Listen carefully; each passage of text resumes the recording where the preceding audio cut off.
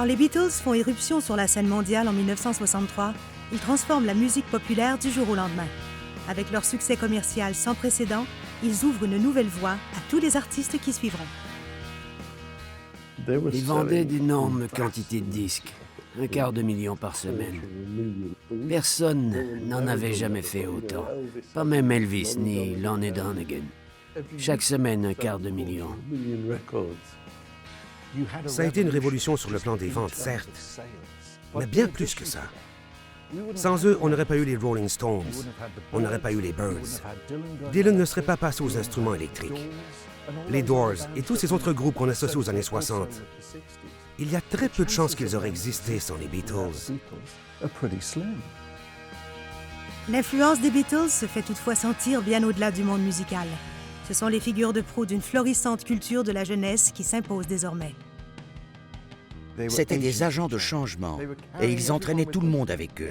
Tout semblait moderne, nouveau, frais, partout où on posait le regard. Le monde a commencé à changer. Les couleurs sont apparues, les premières pousses vertes d'une nouvelle culture. Dès leur apparition, les Beatles ont complètement chambardé l'ordre culturel. D'un coup, les jeunes hommes se laissaient pousser les cheveux. Les femmes portaient la mini-jupe. C'était les jeunes qui décidaient de tout soudainement. Et c'est avec les Beatles que ça a commencé. Les membres du groupe se transforment peu à peu en meneurs de la contre-culture. Ils se font les porte-étendards de nouvelles idées sociales, sexuelles et artistiques auprès du grand public. Avec leur évolution pacifique, ils deviennent les porte-paroles incontestés d'une génération. Les Beatles étaient le groupe le plus commercial de la planète, mais aussi le plus expérimental. C'était leur rôle. Ils ouvraient l'esprit des gens avec leur musique. Ils ont réussi à convaincre bien des gens qui n'auraient pas autrement approuvé les changements de 66, 67 et 68. En ce sens, ils ont été une source d'inspiration et d'influence. Mais en s'impliquant dans la contre-culture pour en devenir peu à peu des représentants, ils se sont transformés en une menace politique. Les grands reportages retracent ce soir le parcours des Beatles au cours de la décennie la plus hallucinante du XXe siècle. Ils révèlent l'influence durable de ces 4 musiciens prolétaires de Liverpool qui deviendront les chantres de la révolution culturelle et composeront la trame sonore de toute une époque. Ils ont servi de catalyseur sur bien des plans. Ils ont presque tout changé.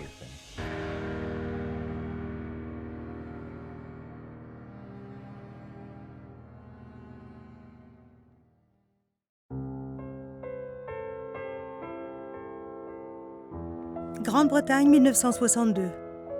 Ce petit royaume, autrefois dominant, se relève lentement de longues années d'austérité qui ont suivi la Deuxième Guerre mondiale.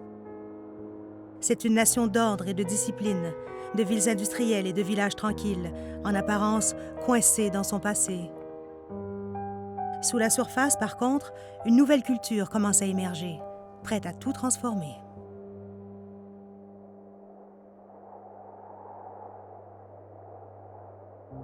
À la fin de l'année, la Grande-Bretagne subit une période de froid parmi les plus intenses de son histoire. La vie quotidienne s'interrompt complètement sous une épaisse couverture de neige. Une chanson lancée le 11 janvier 1963 vient toutefois alléger pour plusieurs les rigueurs de cet hiver glacial, laissant entrevoir les premiers rayons de soleil de ce nouveau monde. Please Please Me, le deuxième 45 tours d'un jeune quatuor de Liverpool, les Beatles, gravit rapidement le palmarès britannique jusqu'à la 2e position. Son vaste succès populaire annonce l'arrivée d'une force musicale et culturelle révolutionnaire.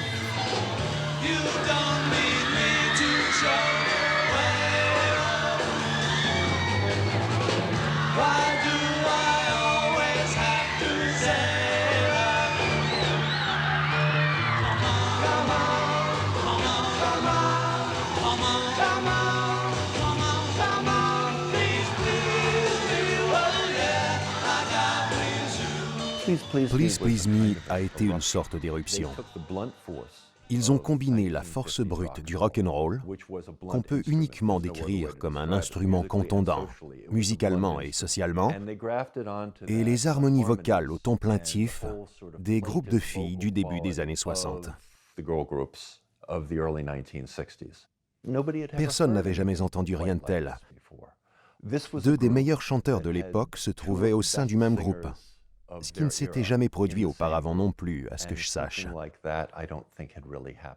Le son de la voix de Paul McCartney et de John Lennon en harmonie est un des plus beaux sons de la musique du XXe siècle.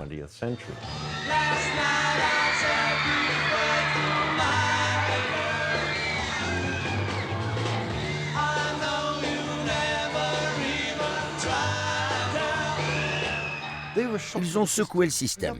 Le premier 45 tours, Love Me Do, est en quelque sorte un faux départ. Please Please Me présente le groupe chantant à l'unisson. Quand on entend Come On, Come On, ça crée l'anticipation, c'est excitant. Tout cela semble très traditionnel maintenant, mais à l'époque, leur look et leur son étaient vraiment originaux. C'était positif, entraînant et moderne. Les Beatles, John Lennon, Paul McCartney, George Harrison et Ringo Starr donnent un nouvel élan à la scène musicale populaire en Grande-Bretagne. Après une brève période de succès électrisant au milieu des années 50, les grandes vedettes du rock'n'roll américain sont peu à peu rentrées dans les rangs, produisant de la musique toujours plus accessible ou cédant leur place à des musiciens encore plus inoffensifs et aseptisés. Les artistes britanniques ont suivi leur exemple. Le paysage musical du Royaume-Uni est maintenant dominé par des imitateurs de talent et par les jeunes chanteurs de l'impresario Larry Parnes. Avec le soutien de leur gérant Brian Epstein et de leur réalisateur artistique George Martin, les Beatles offrent quelque chose de différent. Grâce au partenariat incomparable de John Lennon et Paul McCartney, le groupe est un des seuls à écrire ses propres chansons. Le show business britannique conventionnel n'était en grande partie qu'un pâle reflet de ce qui se faisait aux États-Unis. Ça n'avait pas toujours été le cas, mais ça l'était assurément depuis la guerre. Il y avait des chanteurs comme Matt Monro qui faisaient une imitation presque parfaite de Frank Sinatra. Dans la même veine, on retrouvait les vedettes pop à la musique vide et simpliste, dont Cliff Richards était de loin le plus connu et le plus populaire. Les Beatles, eux, jouaient vraiment de leur instrument. Ils chantaient merveilleusement bien et ils composaient leurs propres chansons. C'était extrêmement rare à l'époque. Dès le départ, les Beatles tenaient à composer leurs propres chansons. Ils écrivaient en s'adressant à leur auditoire. Ils savaient bien que leur public était formé à 80% de jeunes filles et ils écrivaient des chansons qui susciteraient chez elles la réaction parfaite. Après eux, ça a été le déluge. Ça a signalé aux autres musiciens qu'ils pouvaient eux aussi composer leurs chansons et obtenir une plus grande part des redevances. Après un an ou deux, tous les groupes s'étaient mis à l'écriture. Il n'y a pas que le son exceptionnel des Beatles ou le talent unique de Lennon et de McCartney qui révolutionnent la musique populaire. Leurs nombreux succès et leur prépondérance dans les palmarès tout au long de 1963 restaurent à eux seuls la santé financière de l'industrie du disque britannique. La popularité et les ventes de disques sans cesse croissantes des Beatles ont causé une révolution dans l'industrie du disque du pays qui n'avait jamais rien connu de semblable. C'était complètement inouï, autant pour le nombre de disques vendus que pour le temps que les Beatles restaient au palmarès. Des mois et des mois. D'autre part, il y avait l'impact de cette série de succès sans aucune perte de qualité. On pourrait même affirmer que cette qualité a augmenté entre Please Please Me From Me to You, qui était un peu moins enjouée mais tout aussi ingénieuse, et She Loves You, cette bombe qui retentit encore aujourd'hui quand elle sort de la radio.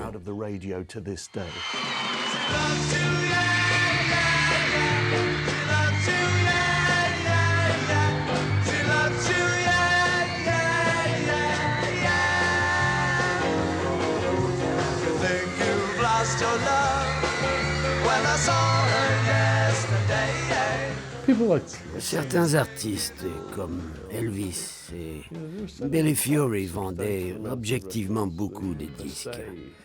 Mais dès le début de 1963, From Me to You et l'album Please Please Me ont commencé à se vendre en quantité phénoménale.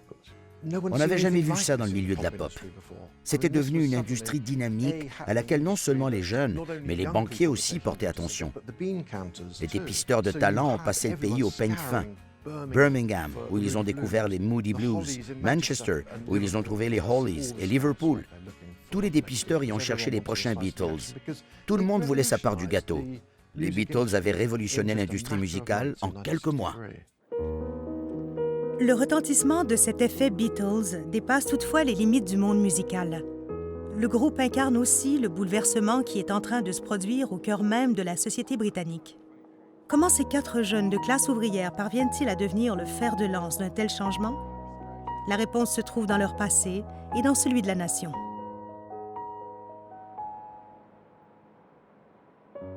Au cours des 2 siècles précédant la Deuxième Guerre mondiale, la Grande-Bretagne a mené la révolution industrielle et dirigé le plus grand empire de tous les temps. L'un des fondements de son pouvoir est le système de classe qui divise et ordonne sa population. L'élite de ce système, qu'on appelle l'establishment, comprend la famille royale, l'aristocratie et les dirigeants de toutes les grandes institutions qui gouvernent la société. Après la victoire de 1945, cette classe cherche immédiatement à raffermir son autorité, ce qui aura une grande influence sur la société britannique pendant les années d'après-guerre. La division des classes était un principe encore profondément ancré dans la société britannique. C'était une nation de sujets, pas de citoyens. Et quand il y a une famille royale, des lords et des ladies au sommet d'une hiérarchie de privilèges, il faut toujours qu'il y ait quelqu'un en bas. Après la guerre, l'establishment a tenté de se réaffirmer. On observait les vieilles valeurs chrétiennes, par exemple. Il ne se passait rien le dimanche. Même les balançoires d'enfants dans les parcs étaient entourés de chaînes le dimanche. C'est dans les années 60 que les gens ont enfin donné un coup de pied dans tout ça et remis en question ces attitudes traditionnelles. Le même groupe de classe moyenne qui croyait avoir le droit de dire aux autres comment vivre leur vie avait toujours été au pouvoir jusque-là. La Grande-Bretagne n'est cependant plus la puissance qu'elle était, et son empire s'écroule peu à peu. Au bord de la faillite à cause de la guerre, le pays traverse des années de misère. Le nord de l'Angleterre n'arrive pas à se remettre sur pied. Liverpool, ce port de mer autrefois si important, a été la cible de nombreuses attaques aériennes allemandes. La ville est couverte de décombres et la grande industrie disparaît. Au XIXe siècle, le nord de l'Angleterre a développé une grande fierté régionale. Le port de Liverpool était le plus important au monde, puisque la Grande-Bretagne était la plus grande nation marchande, et presque toutes ces marchandises transitaient par Liverpool. Malheureusement, au XXe siècle, l'Angleterre a subi un phénomène que les Américains ont découvert à leur tour ces 50 dernières années: la désindustrialisation et l'affaissement de l'industrie manufacturière. Dès les années 40, le déclin de Liverpool était évident. La génération des Beatles a donc grandi dans une ville emblématique de la puissance impériale, mais où la vie était devenue très difficile sur bien des plans. Il y avait des décombres partout, des bâtiments bombardés dans toutes les rues. Les enfants jouaient dans les ruines et les endroits abandonnés. Il a fallu 20 ou 30 ans pour enlever tous ces décombres. Personne n'avait d'argent et la vie était très difficile. Qu'est-ce que les jeunes pouvaient espérer de l'avenir à Liverpool? Tout était à l'arrêt, les usines fermaient les unes après les autres. On a vécu des moments assez difficiles à Liverpool à cette époque-là. C'est dans ce paysage dévasté que grandissent les Beatles.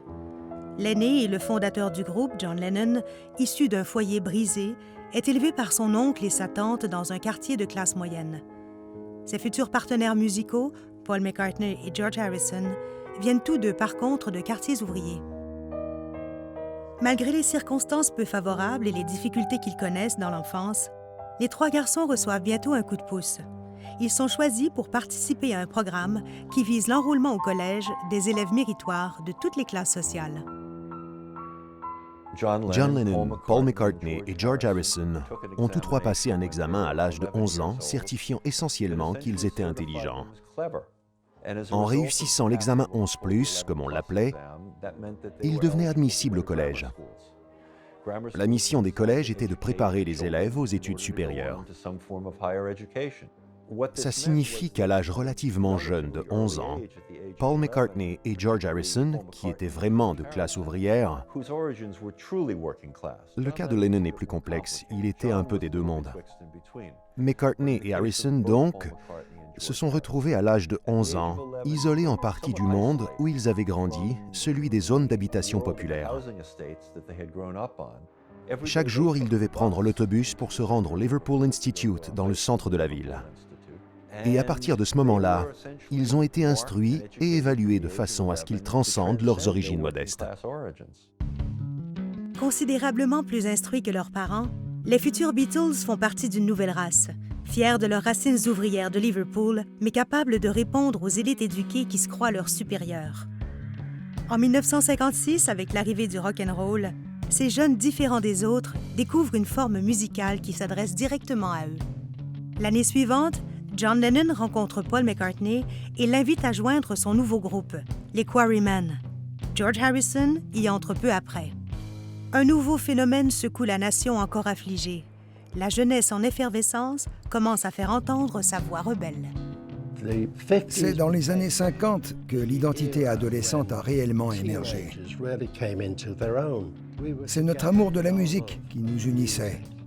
Jusque-là, quand un jeune atteignait l'âge adulte, son père l'emmenait au pub, boire sa première pinte de bière. Après, il se mettait à s'habiller comme son père, devenait membre du même syndicat que lui et prenait le même métier. Les filles restaient dans la cuisine à préparer le petit déjeuner, à faire le ménage et tout le reste. D'un coup, les jeunes commencent à gagner de l'argent et ils veulent le dépenser comme ça leur plaît, faire leurs propres activités et qu'on cesse de leur dire quoi faire. L'écart des générations s'élargit rapidement et la vie culturelle en Grande-Bretagne en sera transformée. Le rock'n'roll enflamme les jeunes des classes populaires. Les adolescents de classe moyenne, eux, se tournent vers d'autres influences américaines comme le jazz, le blues et les poètes de la Beat Generation. Bien que les futurs Beatles soient tous des fans de rock'n'roll, c'est John Lennon qui en incarne le plus l'attitude rebelle. Ayant échoué à ses examens en 1957, il finit par s'inscrire au Liverpool College of Art, où il est plongé dans un monde d'étudiants bohémiens qui lui est inconnu. Si cet endroit lui permet de développer ses talents, il s'y sent encore en marge. J'ai connu John Lennon au Collège des Arts. J'étais assis à la cantine quand j'ai remarqué quelqu'un qui passait. Je me suis demandé, il est habillé en quoi exactement? On aurait presque dit un teddy boy. C'était un style vestimentaire tout à fait inhabituel dans ce milieu d'étudiants en art. Autour de moi, tout le monde portait un duffel coat et un pull à col roulé. Je me suis dit, ils sont tous vêtus pareil. Lui, il est différent. C'est lui le rebelle, c'est lui que je veux connaître.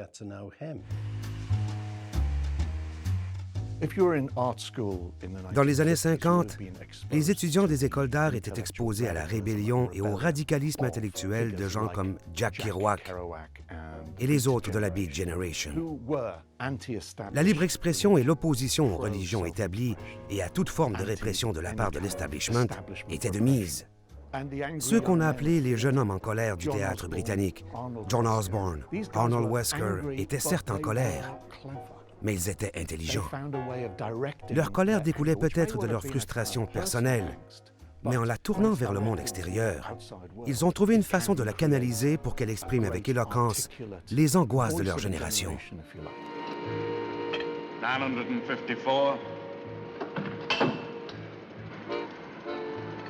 950 bloody 5. I could get through in half the time if I went like a bull, but they'd only slash me wages so they can get stuffed. Don't let the bastards grind you down, that's one thing I've learned. Les influences de ce genre auraient eu beaucoup d'attrait pour quelqu'un comme John Lennon, qui était lui aussi un jeune homme en colère pour toutes sortes de raisons personnelles. Un jeune homme en colère mais réfléchi, c'est très séduisant. À l'été 1960, leurs études terminées, John Lennon, Paul McCartney et George Harrison s'apprêtent à se lancer dans une toute autre sorte d'apprentissage. Le groupe s'appelle maintenant les Beatles et il se rend au mois d'août dans la ville allemande très animée de Hambourg pour 6 mois de représentation.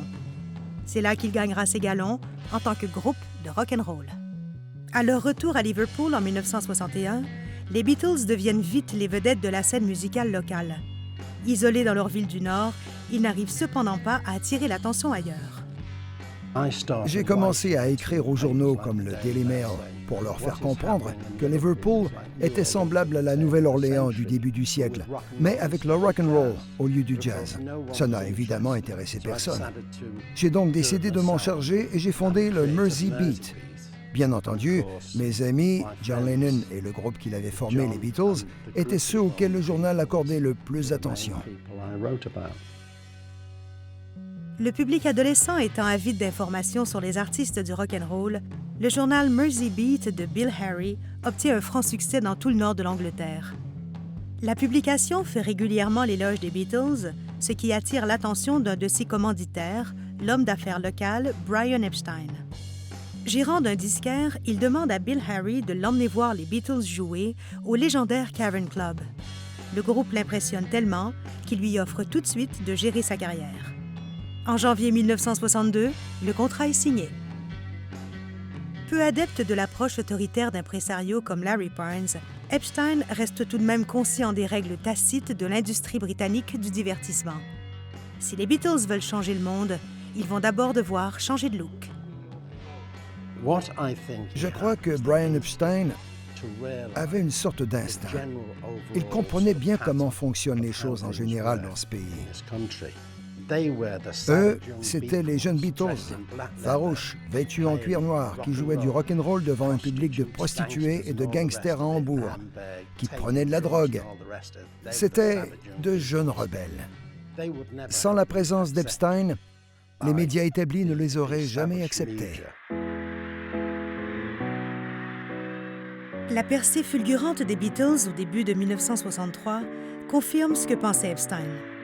Il a réussi à faire entrer subrepticement un groupe de rebelles dans le marché musical grand public. Contrairement aux impresarios dominateurs qui pullulent en Grande-Bretagne, il choisit plutôt de laisser champ libre à ses poulets. Du moment où ils atteignent le sommet des palmarès britanniques, ce sont toujours les Beatles qui répondent aux questions de la presse, de la radio et de la télévision. Sur deux, modernes et à la réplique facile, les 4 musiciens se prêtent volontiers au jeu, mais imposent leurs propres règles. Au début, le comportement des Beatles envers la presse était ce qu'ils avaient de plus révolutionnaire. Personne de leur tranche d'âge, ou dans une certaine mesure de leur milieu, n'avait jamais agi comme ça avec les journalistes.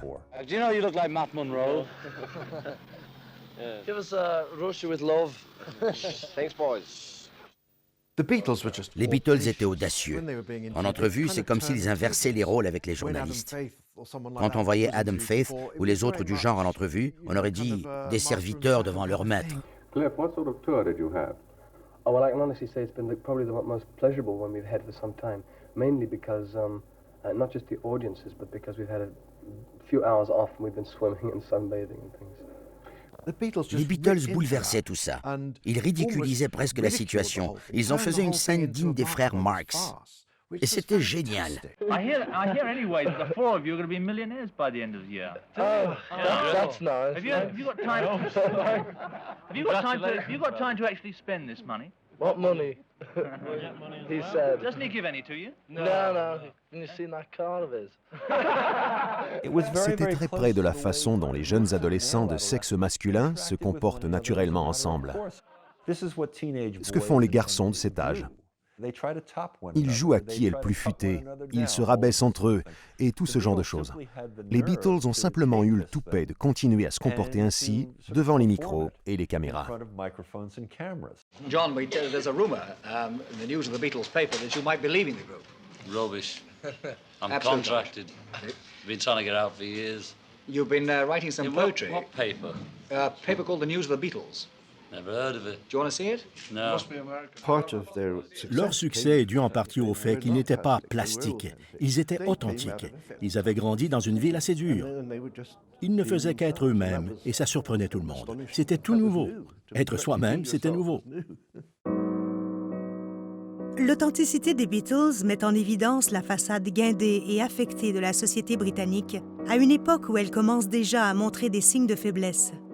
Depuis des siècles, la bonne société affiche une attitude prude et vieux jeu face à toutes sortes de sujets, dont le sexe. Mais les choses commencent à changer au début des années 60. La publication de L'amant de Lady Chatterley marque un tournant. Ce roman érotique, censuré depuis 1929, raconte une histoire d'amour qui fait fi des classes sociales. Le succès ne se fait pas attendre et on vend 3 millions d'exemplaires en peu de temps.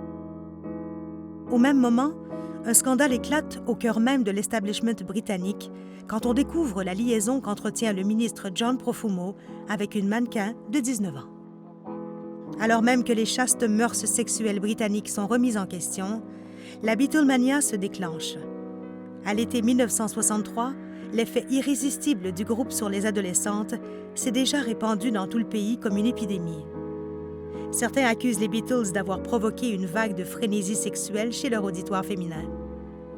La nouvelle liberté que le groupe offre à ces jeunes filles est toutefois plus complexe qu'elle n'en a d'abord l'air. Ce que tout le monde voulait croire, sans toutefois vraiment vouloir le croire, c'est que ça avait à voir avec l'érotisme, avec le sexe. Apparemment, toutes ces jeunes femmes vivaient ce qui ressemblait à un simulacre d'expérience sexuelle provoquée par la vue et l'écoute des Beatles. On décrivait donc toujours ça dans la perspective freudienne, comme de l'hystérie, un mot assez chargé en soi sur le plan sexuel. Le comportement de ces jeunes filles était-il orgasmique? Non, ce n'est vraiment pas ce qui se produisait. L'arrivée du rock and roll dans les années 50 a servi de catalyseur. Ça a donné à de nombreux jeunes hommes une raison de devenir autre chose qu'une nouvelle version de leur père, une fois rendus à l'adolescence. S'habiller en Teddy Boy et faire un peu de grabuge dans les rues n'était peut-être pas la façon la plus éloquente pour eux d'exprimer leur identité, mais c'est un moyen de la trouver. Pour les jeunes femmes, les choses n'étaient pas aussi simples. C'est très tentant d'interpréter la Beatlemania avec ses cris et ses évanouissements, comme un hurlement de frustration de la part des filles qui cherchent leur propre identité. D'ailleurs, en cela, elles s'exprimaient de façon aussi boiteuse que les Teddy Boys qui saccageaient des salles de cinéma. Do you deliberately try and create this sort of screaming reaction? No, we just, arrive at the theatre and they're always there waiting. And whenever we're doing a show, the police always come and say, "Don't look out the window, because you excite them." Ces filles contrôlaient l'espace public et il n'y avait rien à faire pour les en empêcher. C'est un exemple parfait de mauvais comportement. Crier, hurler, pleurer en public, ce n'est pas acceptable pour une jeune fille. Et pourtant, ces comportements étaient sanctionnés, pas par les autorités, mais bien par les Beatles. Le phénomène Beatles semble désormais imparable. À la fin août, She Loves You devient le 45 tours qui se vend le plus rapidement de l'histoire du Royaume-Uni. En moins d'1 an, le succès du groupe dépasse celui de tout autre artiste avant lui. L'étape finale de cette conquête de la Grande-Bretagne a lieu le 4 novembre 1963, quand les Beatles sont invités à jouer devant la strate la plus élevée de l'establishment, la famille royale elle-même. La situation titille le rebelle que John Lennon porte en lui, qui y voit une trop belle occasion pour ne pas la saisir. John, in this royal variety show when you're appearing before royalty, your language has got to be pretty good, obviously. This thing about Ted, he's saying that he couldn't distinguish.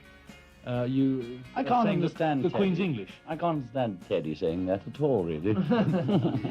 I'm not going to vote for Ted. But you're not going to change your act just for the Lord Privy Seal. Oh, no, we'll keep, the same kind of thing, won't we? Oh, yes. Yeah, that's right. Lennon a toujours eu une réaction ambivalente devant le fait que l'establishment artistique cherchait à s'associer aux Beatles. D'un côté, le professionnel en lui était enchanté du succès fantastique du groupe, mais de l'autre, le rebelle qu'il était aussi avait de la difficulté à l'accepter. À l'occasion du concert pour la royauté, il a taquiné Brian Epstein en lui laissant entendre qu'il dirait des gros mots sur scène devant la reine. Au bout du compte, c'est son professionnalisme qui l'a emporté. Il a réussi à créer un petit peu de subversion, mais tout était bien réfléchi.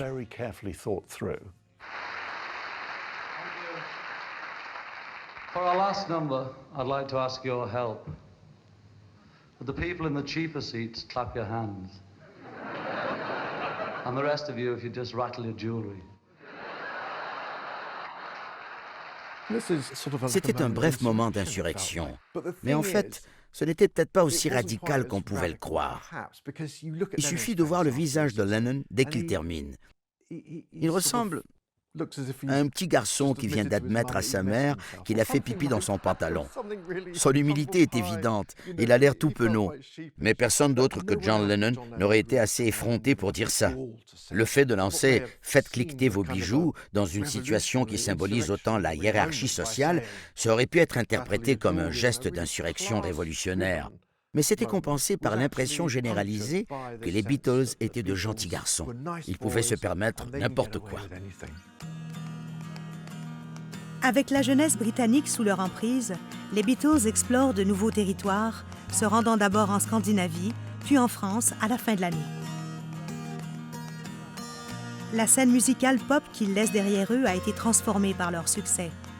Que ce soit Jerry and the Pacemakers à Liverpool ou les Rolling Stones à Londres, de nouveaux groupes apparaissent pratiquement chaque semaine pour se tailler une place à leur tour dans les salles de spectacle et au palmarès. Les Beatles, eux, devancent tout le monde. Leur gérant, Brian Epstein, vise déjà le plus grand territoire d'entre tous, les États-Unis. Looking forward to this American trip. Have you had any reaction over there? You got any fan clubs going? Is there well, there's one supposed to be started, and they're getting quite good response, you know. 12,000 letters a day. But the Beatle movement's going over there. Yeah, you can even be a Beatle booster, folks. Yeah. I must tell you, by the way, that Detroit University have got to stamp out the Beatle movement. I know. Yeah, we've got to stamp out Detroit. They think your haircuts are un-American.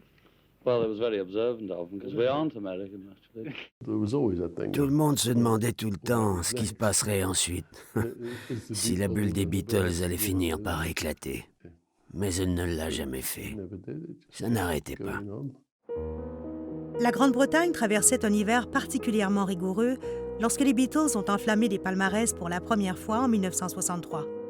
Un an plus tard, quand I Want to Hold Your Hand commence à jouer aux États-Unis, c'est dans un pays aux prises avec des difficultés encore plus grandes.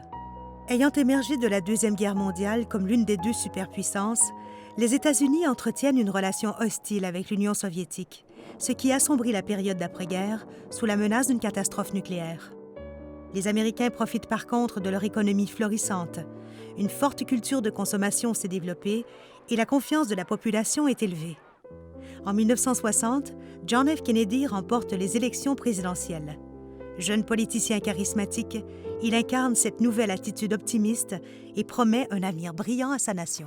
My fellow citizens of the world, ask not what America will do for you, but what together we can do for the freedom of man.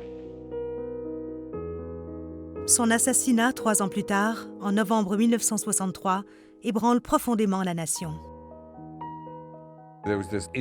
Kennedy a insufflé une nouvelle énergie dans la vie américaine. Il était jeune et beau, et il représentait un changement tellement marqué par rapport à Dwight Eisenhower, qui était là depuis la Deuxième Guerre mondiale. C'était un héros militaire. Il faisait le pont entre l'ancienne génération et l'Amérique moderne. Mais John Kennedy était l'Amérique moderne. L'optimisme, la jeunesse, l'arrivée des baby-boomers à l'âge adulte. John Kennedy incarnait tout ça. Son assassinat a mis fin à cet optimisme. Les Beatles représentaient eux aussi la jeunesse, ainsi que l'humour et l'intelligence. Pour les jeunes, leur arrivée a immédiatement retourné la situation. Les Beatles ont ramené la lumière en Amérique. Je suis convaincu que ça aurait pu être autre chose, n'importe quelle autre forme de manifestation de joie, mais ce fut une chanson. Il est très important de comprendre qu'en Grande-Bretagne, les personnalités des Beatles, leur répartie et l'ensemble de leur présentation publique ont tous joué un rôle critique dans leur façon d'attirer l'attention du public britannique. Aux États-Unis, il a suffi d'une chanson.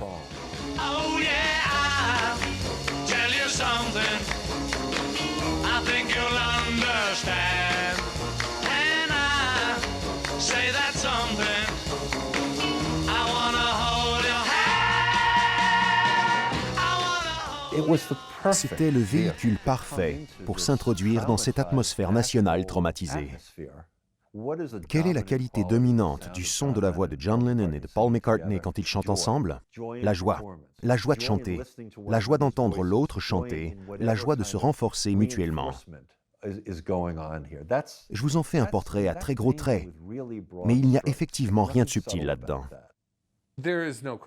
Il ne fait aucun doute que les Beatles ont tout changé d'un seul coup. I Want to Hold Your Hand a eu un retentissement énorme, puis ça a été le déluge. En plus de lancer une série d'excellentes chansons, les Beatles ont enfoncé la porte pour les groupes de l'invasion britannique. Les Beatles transportent maintenant leur révolution musicale aux États-Unis. Lancé à la fin de 1963, I Want to Hold Your Hand se vend à plus d'1 million d'exemplaires en moins de 2 mois, devenant le premier 45 tours numéro 1 du groupe en terre américaine. Une semaine après y avoir atteint le sommet des palmarès, John, Paul, George et Ringo débarquent à New York pour saluer de nouvelles foules d'adolescentes hurlantes. Ils y sont accueillis par des membres de la presse qui cherchent à comprendre ce phénomène venu d'ailleurs. Les Beatles en profitent pour leur faire découvrir leur sens de l'humour spontané, aussi inusité aux États-Unis qu'en Grande-Bretagne.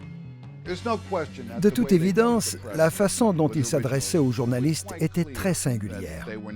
Ça sautait aux yeux qu'ils n'étaient pas comme les autres. C'était de petits futés très rigolos. John et Paul, en particulier, étaient des gens originaux, extrêmement intelligents et qui s'exprimaient bien. George était aussi plutôt comique et Ringo était un clown naturel. Y avait-il une autre vedette pop aussi rapide et intelligente que... J'oublie sans doute quelqu'un, mais je n'arrive vraiment pas à voir qui ça pourrait bien être.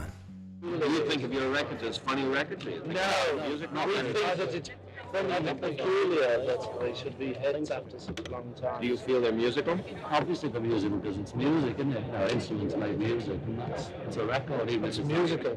Classical. Musical. It's music, isn't it? That's music. It's good. He knows music up there. All right, but what do you call it? Do you call it Boston rock and roll? We try not to define it because we get so many wrong classifications of it. It's no use. We just call it music. So even if you don't. With a question mark. Pardon? With a question mark. No, the physics. With an exclamation mark. Le message sous-jacent de l'humour des Beatles, durant leur conférence de presse, c'est que ce mouvement de jeunes n'allait pas être dirigé par les plus vieux. Dès leur arrivée, les Beatles ont complètement redéfini la façon dont fonctionne l'industrie culturelle. Avant, que ce soit pour la mode, le cinéma ou la musique, les décisions venaient d'en haut. On répondait au goût des adultes et ça descendait jusqu'aux jeunes. 1 an ou 2 après l'apparition des Beatles, c'était les jeunes qui décidaient de tout. C'est avec les Beatles que ça a commencé. Après avoir rompu tous les records de vente en Grande-Bretagne, les Beatles entrent dans l'histoire musicale américaine en avril 1964 en devenant le seul groupe qui ait occupé les 5 premières positions au palmarès Hot 100 du magazine Billboard. L'effet Beatles se fait indéniablement sentir aux États-Unis et la Beatlemania se propage partout au pays à une vitesse foudroyante. En juillet, suivant la tradition des artistes populaires de l'après-guerre, le groupe lance son premier long-métrage. Comme à l'habitude pour les Beatles, A Hard Day's Night ne ressemble en rien aux films qui l'ont précédé. It's been a hard day's night, and I've been working like a dog. It's been a hard day's night. Jusque-là, les films avec des musiciens étaient des productions génératrices de profit destinées exclusivement au public adolescent, de l'artiste à la mode. A Hard Day's Night a tout changé ça. Ils ont pris ce qui était un simple produit de consommation, le film de rock, et en ont fait quelque chose de génial. Réalisé par Richard Lester, un Américain, A Hard Day's Night crée un langage complètement original pour les films de rock'n'roll. Auparavant, tous les musiciens qui sont passés au grand écran ont joué des personnages fictifs. A Hard Day's Night est plutôt une comédie qui présente les Beatles dans leur propre rôle et qui s'inspire de leur expérience de la gloire. Ce film obtient un immense succès. Ils se jouent eux-mêmes dans un film de fiction. Ça ne se faisait pas. Tellement de choses se sont produites au début de la carrière des Beatles qui n'étaient jamais vraiment arrivées avant. Ils ont brisé les barrières sur bien des plans. Tell me, how did you find America? Turn left to Greenland. Has success changed your life? Yes. I'd like to keep Britain tidy. Are you a mod or a rocker? No, I'm a mocker. Oh. Have you any hobbies?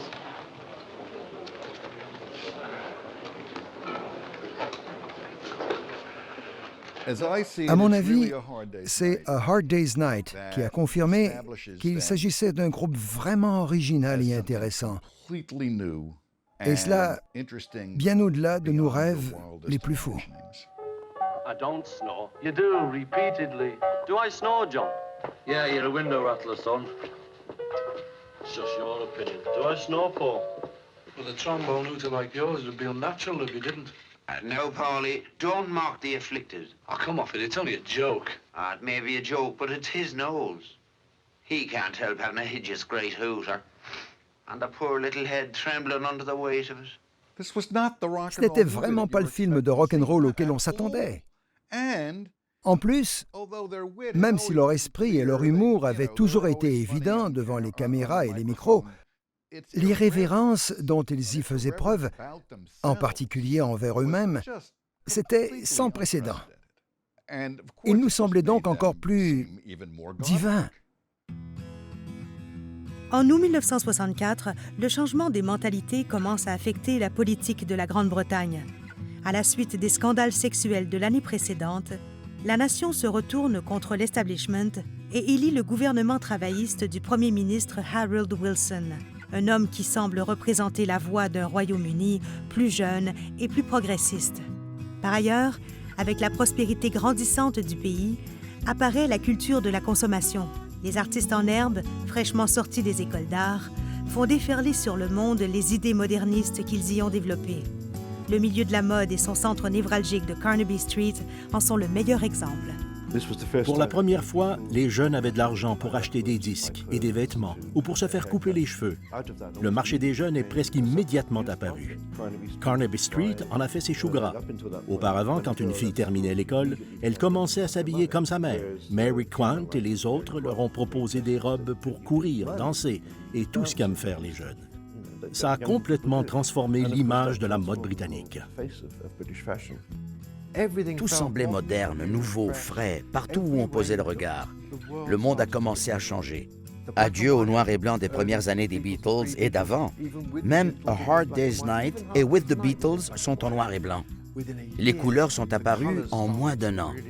Les premières pousses vertes d'une nouvelle culture. Bien qu'ils aient joué un rôle central dans l'émergence de ce paysage culturel, les Beatles commencent à se lasser de leur célébrité qui devient accablante.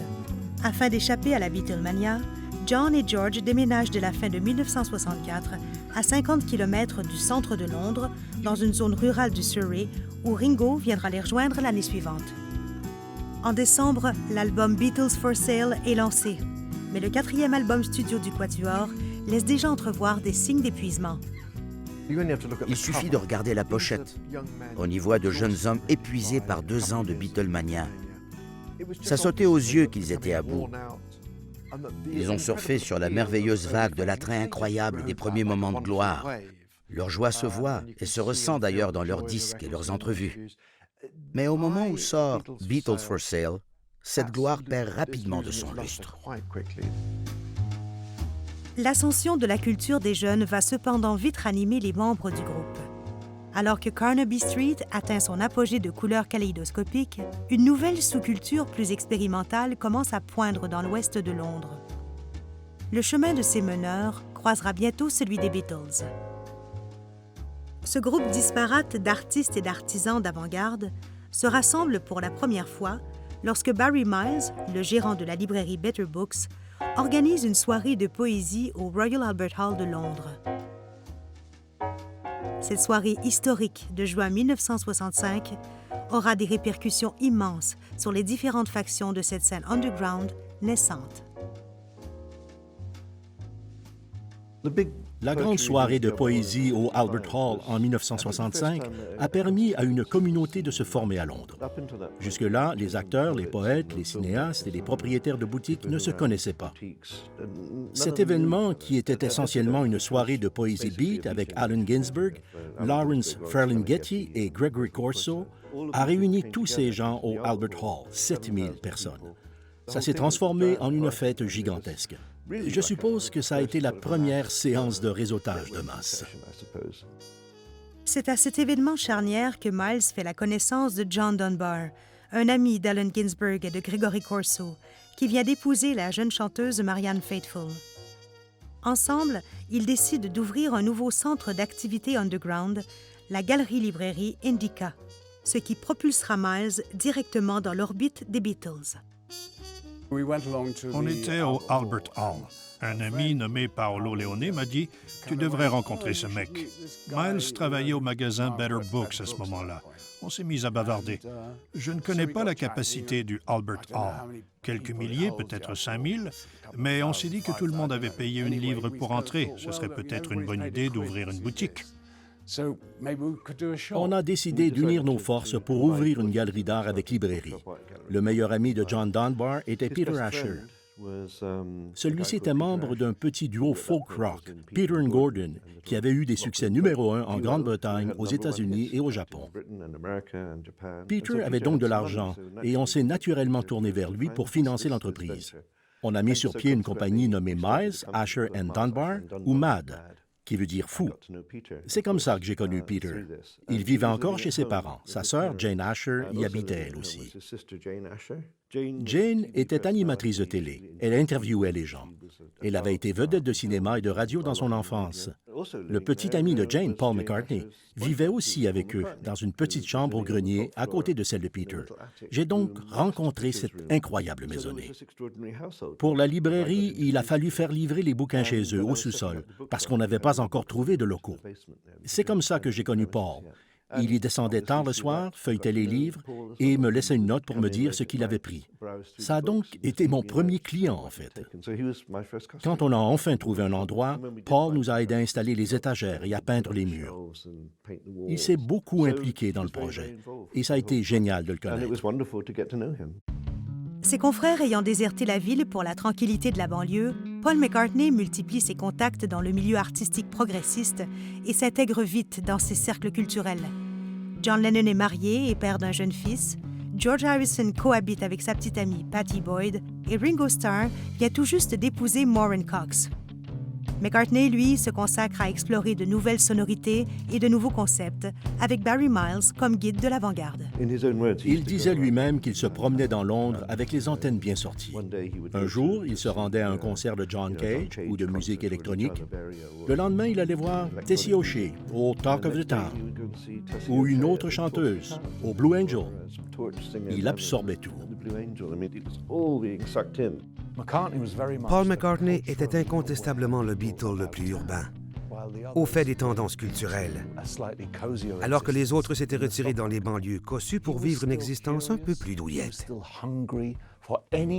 Paul était encore curieux, affamé de nouveaux stimuli.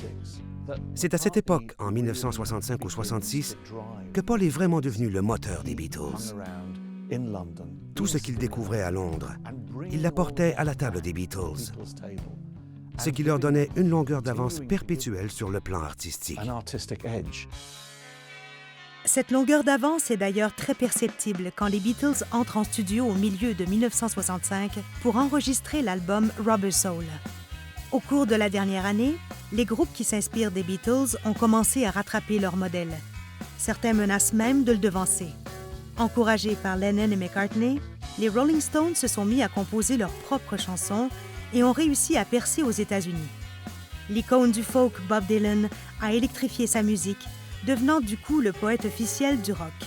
De nouveaux groupes comme les Who et les Byrds ont fait leur apparition avec de nouveaux sons et de nouvelles idées. Il est temps pour les Beatles de reprendre le flambeau de l'innovation. Afin de s'assurer un contrôle artistique total, George Martin et le groupe réservent les studios d'Abbey Road pour un mois complet avec l'intention de bouleverser les règles des séances d'enregistrement. Avant Rubber Soul, une journée d'enregistrement dans un studio professionnel était supervisée par des ingénieurs de son en sarrau. On travaillait pendant 3 heures en matinée, puis 3 heures en après-midi, après 1 heure de pause pour le déjeuner. C'était tout. C'était ça une journée d'enregistrement. Au moment d'enregistrer Rubber Soul, les Beatles avaient assez de poids pour exiger un peu plus de flexibilité. Pour travailler jusque tard dans la nuit, par exemple. Ce sont eux qui, les premiers, ont eu l'idée de traiter un album comme une œuvre d'art. Il faut du temps pour faire quoi que ce soit qui en vaut la peine. C'était donc une idée nouvelle, celle du studio d'enregistrement comme laboratoire de composition. Ça a causé une véritable révolution dans la façon non seulement de faire des disques, mais aussi de la musique.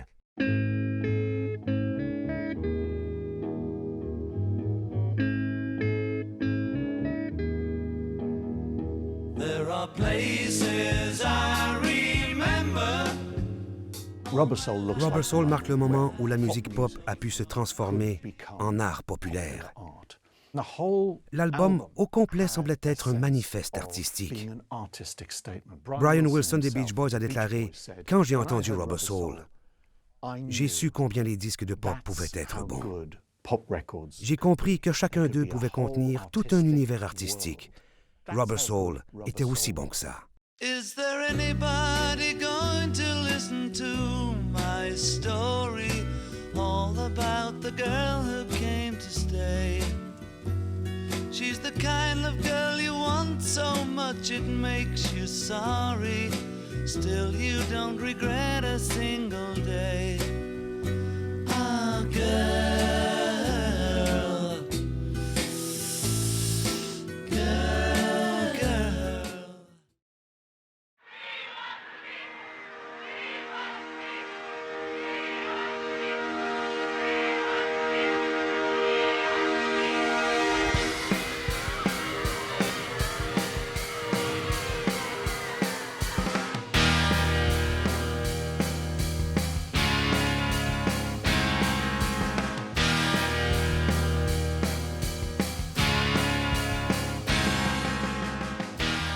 Quand les Beatles font éruption sur la scène mondiale en 1963, ils transforment la musique populaire du jour au lendemain.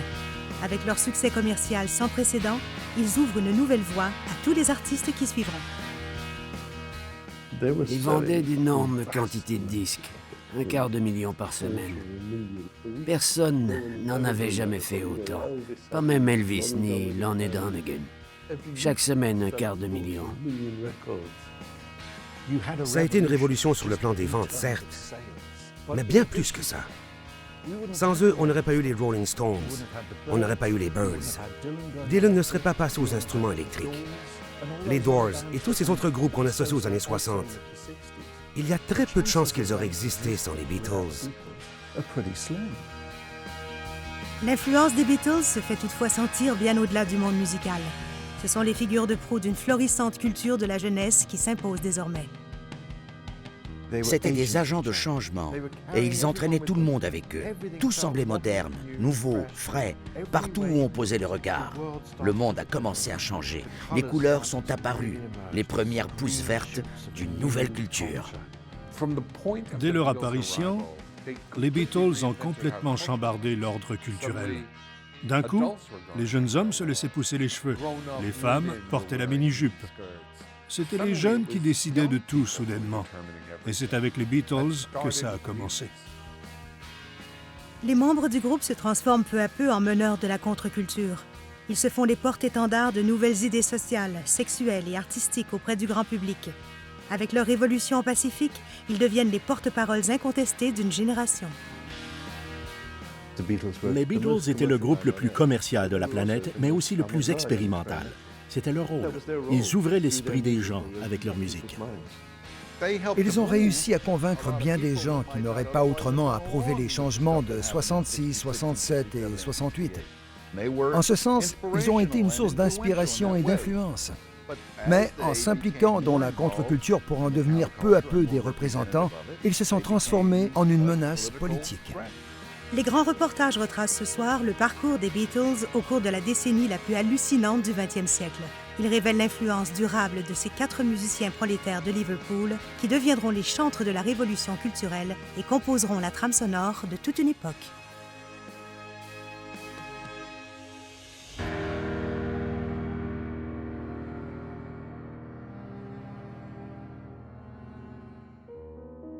Si Rubber Soul viendra bientôt restaurer la réputation d'innovateur des Beatles, pour l'instant, ces 4 jeunes rebelles venus du Nord se préparent à recevoir la reconnaissance officielle de l'establishment. Ayant déjà reçu les plus hautes distinctions dans le monde du divertissement, ils sont invités au palais de Buckingham en octobre 1965 pour y rencontrer la reine et être faits membres de l'excellentissime ordre de l'Empire britannique, ou MBE. C'est depuis longtemps un des talents de l'establishment. C'est à ça que servent les MBE et les titres de chevalier. Il vient un temps où il faut ramener les renégats dans le rang. Dans ce cas-ci, ça se produit exactement au moment où les Beatles deviennent des citoyens du monde. En plus des influences musicales américaines qu'ils ont toujours importées, ils contribuent aussi à diffuser ce qui les inspire dans leurs autres domaines d'intérêt. Barry Miles les initie à la poésie de Ginsberg. Robert Fraser leur fait découvrir le pop art américain. C'est le moment parfait pour l'establishment d'inviter les Beatles au palais de Buckingham et de les reconnaître officiellement en tant que représentants, en tant que membres de l'Empire britannique. John, had you met the Queen before? No, first time. What did you think of you in the flesh? Did she tell you? No, she's not going to say either way, but she seemed pleasant enough to us, made us relaxed. Oh, now you've got this, do you feel that you're becoming part of the establishment, as it's so called? No, don't feel any different. I still feel just like before. Feel exactly the same. You feel exactly the same. C'était une façon de souligner que le monde de la musique pop était arrivé à maturité. Les Beatles étaient l'aristocratie de la culture populaire, de la classe ouvrière. Il était donc inévitable que l'establishment les reconnaisse dans le nouvel esprit démocratique de l'époque.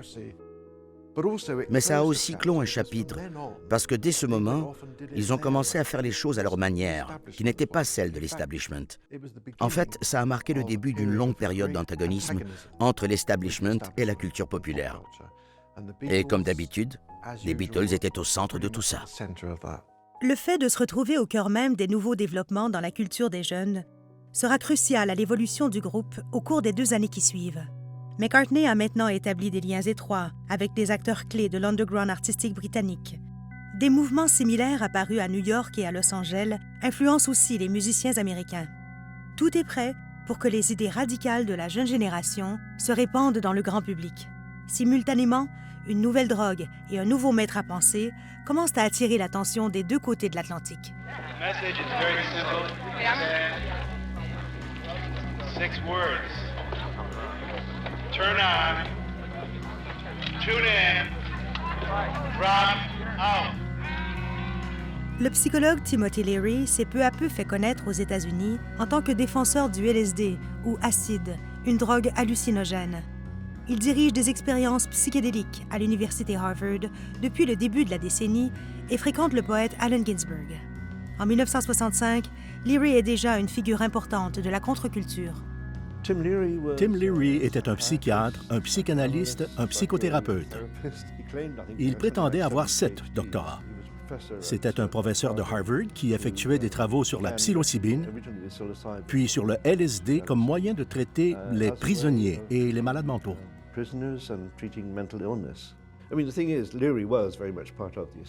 C'était un membre en règle de l'establishment. Son travail respectait les normes de la psychiatrie. Quand il a commencé à consommer ces drogues, il a pris contact avec lui-même à l'échelle cellulaire et a constaté que tout ça était en grande partie de la foutaise, rien d'autre qu'un jeu. Il était convaincu que les drogues étaient une sorte de clé spirituelle et qu'il devrait plutôt encourager les gens à délaisser l'establishment pour se retrouver créativement et spirituellement. À peine devenus membres de l'ordre de l'Empire britannique, les Beatles s'apprêtent déjà à tourner le dos à cet establishment pour se redécouvrir à l'aide de drogues hallucinogènes. John Lennon, George Harrison et Ringo Starr ont pris du LSD pour la première fois en 1965. Avec l'intérêt envers l'art expérimental qu'a développé Paul McCartney grâce à son nouveau cercle d'amis londoniens, le groupe le plus commercial au monde va bientôt prendre un virage des plus inattendus. Ils voulaient se découvrir eux-mêmes. J'ai l'impression qu'ils n'avaient plus aucune idée de qui ils étaient à ce moment-là. Ils ramassaient les morceaux et essayaient de les rassembler. Comment pouvaient-ils trouver un sens à cette vie en aquarium dans laquelle ils avaient été poussés? D'un petit groupe qui jouait à la Casbah ou au Cavern Club de Liverpool, ils étaient devenus des artistes encensés dans le monde entier. Ils ne se voyaient plus que par leur réflexion dans l'imaginaire de gens qui ne les connaissaient qu'en partie. Quand la culture pop représentée par les Beatles a commencé à se mêler à la contre-culture qui gagnait en assurance et que ces deux mouvements ont uni leurs forces à Londres comme à San Francisco, ça a provoqué des étincelles. À la fin de 1965, McCartney réussit à faire sortir le toujours sceptique Lennon de son sanctuaire du Surrey pour lui présenter Barry Miles et lui faire connaître le monde underground de l'Indica. Un jour, peu après l'ouverture, Paul McCartney est arrivé avec John Lennon. C'était la première visite de ce dernier à la librairie, je crois. Il cherchait un livre de Nietzsche. Je ne savais tout simplement pas de qui il parlait. Ça m'a pris 30 secondes pour comprendre qu'il s'agissait de Nietzsche, ce qui a été suffisant pour que John s'irrite et qu'il me voie comme un universitaire de classe moyenne, le regardant de haut.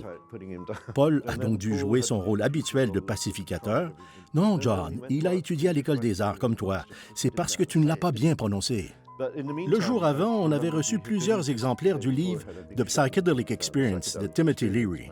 John en a pris un et s'est blotti sur le canapé pour le lire.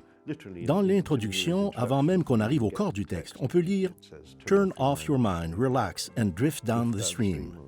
Une phrase que John allait employer presque mot pour mot un mois plus tard dans « Tomorrow Never Knows ». Cette chanson est la composition la plus novatrice des Beatles jusqu'alors. Outre les paroles de Lennon inspirées par Timothy Leary, on peut y entendre la contribution tout aussi révolutionnaire de McCartney. Ayant assisté à de nombreux concerts de musique électronique aux côtés de Barry Miles, il s'est lancé avec enthousiasme dans l'élaboration de pièces expérimentales avec des boucles de musique préenregistrées. Quand les Beatles commencent l'enregistrement de Tomorrow Never Knows, le réalisateur artistique George Martin l'encourage à apporter ses bandes au studio. Il en avait enregistré des tas. Il les a apportés au studio dans un sac de plastique. Ils ont disposé des magnétophones à bande un peu partout dans les studios du complexe d'Abbey Road. Peter Asher et moi devions faire jouer une boucle assez longue, ce qui exigeait qu'on tienne un pot de confiture à un endroit précis pour que la bande magnétique en fasse le tour avant de repasser devant la tête de lecture. Il fallait la maintenir tendue juste comme il faut. Il y avait 8 ou peut-être même 10 personnes comme nous un peu partout dans le bâtiment qui tenaient des crayons ou des pots de confiture. Tous les sons ainsi produits entraient dans la console d'enregistrement. George Martin était assis en régie avec son casque d'écoute.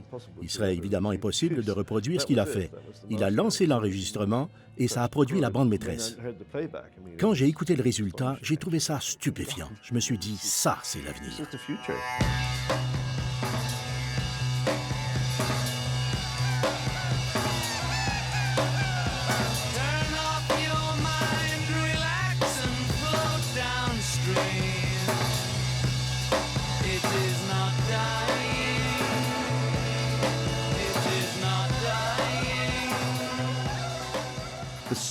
Le studio devient un instrument. Auparavant, le studio n'était en fait qu'une console presque cachée qui absorbait ce que les musiciens jouaient dans la salle. Les Beatles l'ont employé comme un instrument, plus important encore que les instruments traditionnels, d'une certaine façon.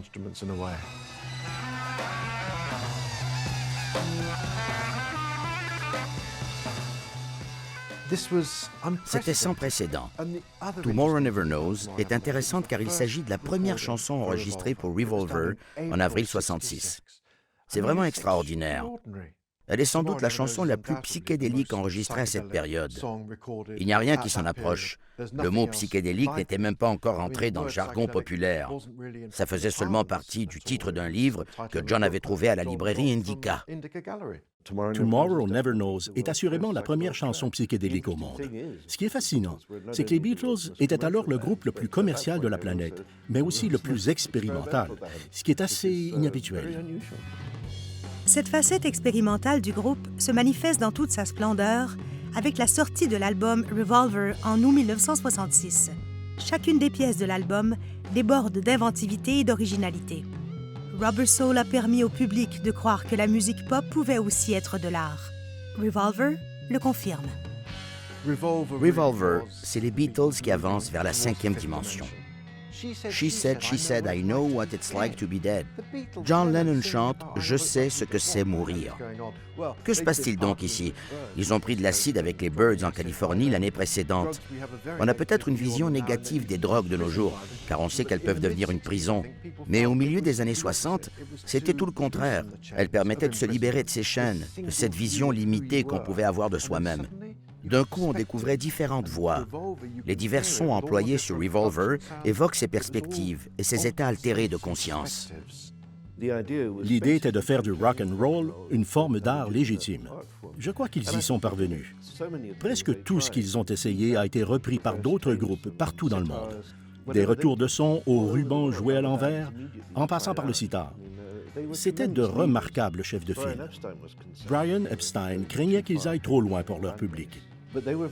Leur but était de convaincre leurs admirateurs de les suivre. Ils n'avaient aucun désir de devenir un groupe d'avant-garde extravagant dont seulement 150 personnes ont entendu parler. Les craintes de Brian Epstein, comme quoi le groupe risque de perdre une partie de son public, restent sans fondement, du moins en ce qui concerne leur musique. Les textes des Beatles exprimant désormais une vision du monde plus complexe, les journalistes commencent toutefois à leur poser des questions sur des sujets plus profonds. Dans une série d'entrevues marquantes pour le journal britannique The Evening Standard, les membres du groupe sont interrogés sur les grandes questions d'actualité. Les remarques franches de Lennon sur la chrétienté ne causent aucune controverse au moment de leur publication en Grande-Bretagne, mais provoquent le premier scandale de la carrière du groupe quand elles sont reproduites dans un magazine américain. L'une de ces citations devient instantanément notoire. « Nous sommes maintenant plus populaires que Jésus-Christ ». C'était la première fois que quelqu'un interrogeait John sur sa vie et sa philosophie, et c'est passé inaperçu. Plusieurs mois plus tard, quelques magazines pour adolescents en ont extrait cette seule phrase. « Nous sommes plus populaires que Jésus », et ça nous a causé beaucoup de problèmes. Beaucoup de problèmes. Des menaces de mort, des disques brûlés, brisés, fracassés, le Ku Klux Klan, des concerts annulés, ça a été très désagréable pour nous tous. Well, originally I was pointing out that fact in reference to England, that we meant more to kids than Jesus did, or religion at that time. I wasn't knocking it or putting it down, I was just saying it as a fact. Quand Lennon a déclaré que les Beatles étaient plus populaires que Jésus, même adolescent, je pouvais comprendre ce qu'il voulait dire. Lors de sa mise au point devant la presse, il a expliqué qu'il n'avait pas affirmé que les Beatles étaient mieux que Jésus, ou que c'était bien qu'ils soient plus populaires que lui, mais que c'était un fait. À mes yeux, c'était indéniable. La réaction était très violente. Ça nous a obligés à constater l'existence de certaines lignes de fracture dans la culture américaine, et ça nous a rappelé que cette culture apparemment unifiée ne l'était pas vraiment. Ça a été dur, c'est inquiétant. En 1966, il n'y a pas de question plus pressante ni plus polarisante au pays que la guerre du Vietnam. L'implication des États-Unis dans le conflit 4 ans plus tôt a provoqué depuis un vaste mouvement public d'opposition. Des grandes marches de protestation ont été organisées aux États-Unis et un peu partout en Europe. L'underground artistique dont McCartney est si proche est d'ailleurs issu du mouvement pacifiste britannique. C'est dans ce contexte que les Beatles entament leur tournée américaine de 1966. Affrontant déjà la controverse, les 4 jeunes hommes toujours sincères sont de nouveau la cible d'attaques lorsqu'ils expriment clairement leur opposition à la guerre devant la presse. En 1966, la guerre préoccupait beaucoup plus les Américains que ce qui pouvait arriver aux Beatles. 1966, c'est l'année où la guerre s'est vraiment intensifiée. Le nombre de conscrits a doublé dans ce pays. Les combats au Vietnam sont devenus atroces. Ça prenait constamment plus d'importance. Il y avait de plus en plus de destruction. Au plus fort de l'implication des États-Unis au Vietnam, 550 000 soldats américains y étaient déployés. Ça fait beaucoup de jeunes. It seems to me you've always been successful because you've been outspoken and direct and forthright and all this sort of thing. Does it seem a bit hard to you that people are now knocking you for this very thing? Yes, Richard. It seems very hard. It seems hard. You know, free speech. But is it possible just to say what you think all the time? What about 14-year-old teenagers who think you're absolutely marvellous and can't bear to be heard? See, we're not, when we say anything like that, we don't say it older people seem to think to be offensive. We mean it helpfully, you know, and if it's wrong, what we say, okay, it's wrong, and people can say, you know, you're wrong about that one. But in many cases, we believe it's right, you know, we're quite serious about it. But do you mind being asked questions? For example, in America, people keep asking you questions about Vietnam. Does this seem useful? Well, I don't know. You know, if you can say that war's no good and a few people believe you, then it may be good. I don't know. You can't say it too much, though. That's the trouble. It seems a bit silly to be in America and for none of them to mention Vietnam as if nothing was happening. Ils ont été les premiers artistes à se faire poser des questions sur la politique, sur le Vietnam, sur toutes sortes de questions de société.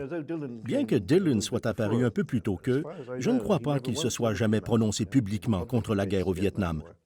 Peut-être qu'encore là, les Beatles ont été les premiers.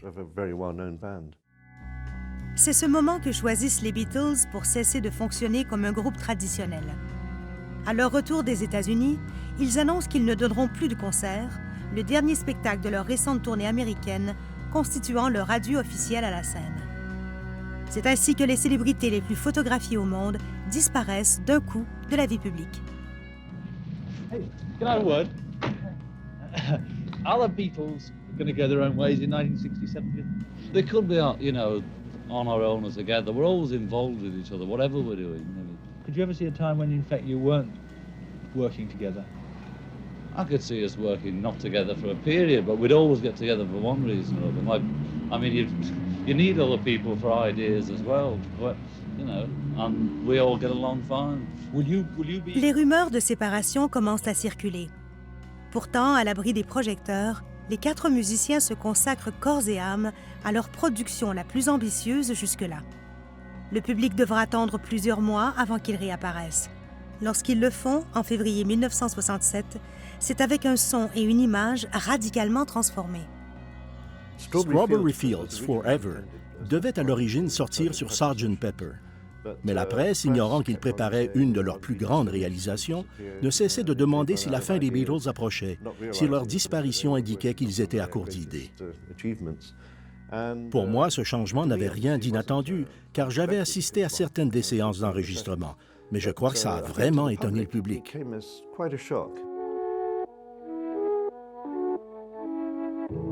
Let me take you down, 'cause I'm going to Strawberry Fields. Strawberry Fields Forever, c'était encore autre chose. Les gens trouvaient que les Beatles étaient devenus bizarres. Qu'est-ce qui leur arrive? Quand ils chantent « Let me take you down, 'cause I'm going to Strawberry Fields », on dirait même pas la voix de Lennon. C'est parce qu'il l'avait ralenti. Rien ne semblait normal dans la réalisation de cette chanson. Tout avait un son éthéré, modifié par des effets. Le vidéoclip qui a été tourné à Seven Oaks, je crois, était des plus étranges. On aurait dit que Ringo n'avait pas de corps. Ils tombaient tous des arbres. On n'avait jamais rien vu de ce genre. Living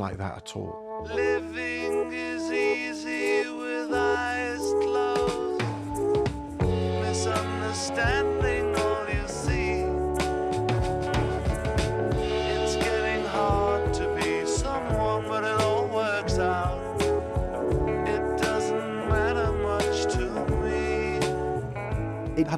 Ça s'apparentait davantage à Dali, au surréalisme ou au dadaïsme, à ces concepts artistiques un peu prétentieux qui étaient autrefois le domaine réservé de l'élite instruite. Là, les Beatles y exposaient tout le monde. La vidéo qui accompagnait Strawberry Fields Forever a eu l'effet d'un tremblement de terre. Elle montrait que les Beatles avaient parcouru une distance qu'il m'incombait maintenant de franchir à mon tour, en tant que jeune qui croyait en eux. J'ai pensé, « Wow, d'accord, c'est à ça qu'on s'attend de moi maintenant. » On ne se disait plus seulement qu'ils avaient l'air cool, on avait trouvé la voie à suivre. La voie à suivre se trace de plus en plus clairement tout au long de l'année. Au début de 1967, la contre-culture a le vent dans les voiles. Les jeunes se dirigent maintenant par milliers vers sa nouvelle Mecque, le quartier d'Haight-Ashbury de San Francisco. Une scène musicale dynamique est en train de s'y développer avec des groupes psychédéliques comme les Grateful Dead et Jefferson Airplane. et un nouveau phénomène commence à émerger, le mouvement hippie. Au Royaume-Uni, l'influence de l'underground ne cesse de se renforcer grâce entre autres à son journal, The International Time, et au club UFO, où jouent de nouveaux artistes comme Pink Floyd et le guitariste américain Jimi Hendrix. C'est dans ce milieu florissant de paix, d'amour et de drogue psychotrope que les Beatles lancent leur opus le plus ambitieux. Non seulement ont-ils réussi à saisir l'essentiel de cette nouvelle culture, mais ils transforment aussi de nouveau l'industrie du disque. L'album Sgt. Pepper's Lonely Hearts Club Band, présenté comme une œuvre d'art, annonce la fin de l'ère du 45 tours avec son concept unique reliant toutes ses chansons. Sgt. Pepper a complètement chambardé l'industrie du disque. Soudainement, les albums se vendaient autant que les 45 tours. Sgt. Pepper s'est vendu à des millions d'exemplaires. Ça a constitué une révolution du point de vue purement commercial. Mais aussi, ça a montré à l'industrie ce que le public était prêt à acheter. Si elle investissait dans les meilleurs esprits créatifs de cette génération et qu'elle leur donnait la liberté de produire leur art sous forme d'albums, elle pourrait en vendre dans les millions. Paul McCartney a eu cette idée parce que les Beatles voulaient échapper à la prison de leur image de 4 garçons dans le vent. En se donnant un nouveau nom, en devenant un groupe différent, ils pensaient retrouver la liberté de faire ce qu'ils voulaient. C'était ça le concept de l'album. Plusieurs des chansons auraient pu se retrouver sur d'autres albums. Elles n'étaient pas nécessairement liées à celui-ci, mais l'influence de ce concept a été ahurissante. Il ne fallait pas sous-estimer la force des Beatles. Même les Stones ont été sérieusement affectés à ce moment-là. Impossible de les ignorer. Les Beatles étaient comme un barrage routier. Tous les membres de l'industrie du disque devaient y faire face et essayer de le contourner du mieux possible.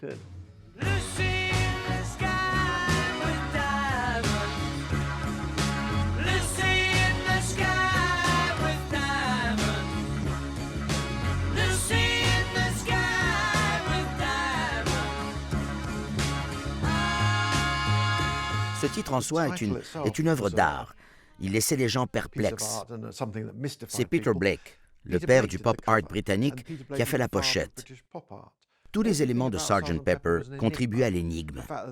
Le fait qu'il disait être un autre groupe, le sillon fermé à la fin de la phase 2, Lucy in the Sky with Diamonds avec les initiales LSD, des messages secrets un peu partout. C'était de la littérature, comme Ulysse de James Joyce. On se disait, je ne suis pas sûr de comprendre, mais il y a vraiment quelque chose d'intéressant là-dedans. Cette combinaison de mystère et d'imagination se révèle irrésistible. Avec Sgt. Pepper, les Beatles cessent de n'être que de simples icônes de la culture pop pour devenir des mystiques de l'ère moderne. Quand les Beatles lançaient une nouvelle chanson, le monde essayait d'en interpréter le sens. On attendait d'eux qu'ils nous éclairent. La sortie de Sgt. Pepper aux États-Unis au milieu de 67 a établi les Beatles comme les leaders de la contre-culture, en compagnie de quelques autres comme Allen Ginsberg et Timothy Leary. Ils en étaient les chefs de file musicaux. Dans tous les milieux, on les voyait comme des dieux. Leary lui-même a dit beaucoup de sornettes à leur sujet. Ils sont un nouveau type de super-héros, de meneurs d'hommes et ce genre de choses. Je ne suis pas convaincu que les jeunes du milieu des années 60 étaient au courant de l'existence du LSD et de Timothy Leary ou des prises de position de la contre-culture. N'eût été les Beatles, il est possible que rien de tout ça ne soit jamais sorti de San Francisco. On n'a pas appelé ça l'underground pour rien. C'était caché, souterrain. Peu de gens en avaient entendu parler. Les Beatles sont toutefois déterminés à répandre la bonne nouvelle encore plus loin.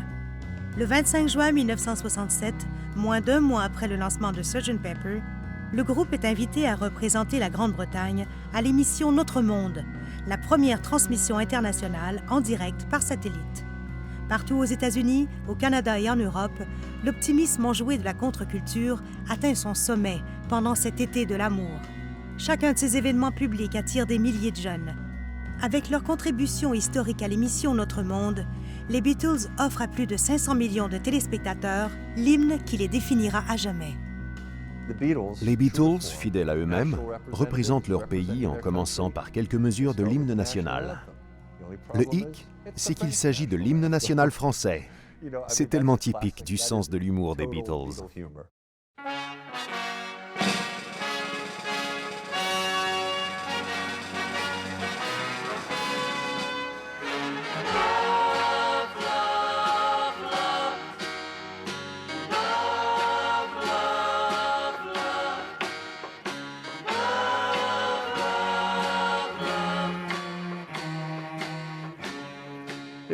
C'était amusant, j'y étais. On aurait dit une fête. Ils avaient invité des tas d'amis, les Small Faces, les Rolling Stones. Tout le monde était là dans ses plus beaux atours psychédéliques assis sur le plancher. On aurait cru à un moment donné que tout allait exploser. Les membres de l'équipe technique agitaient frénétiquement les bras et couraient ça et là, tenant leur casque d'écoute et parlant entre eux via une liaison internationale. Personne n'avait jamais fait ça avant. Ça a vraiment été diffusé en direct dans le monde entier. C'était génial.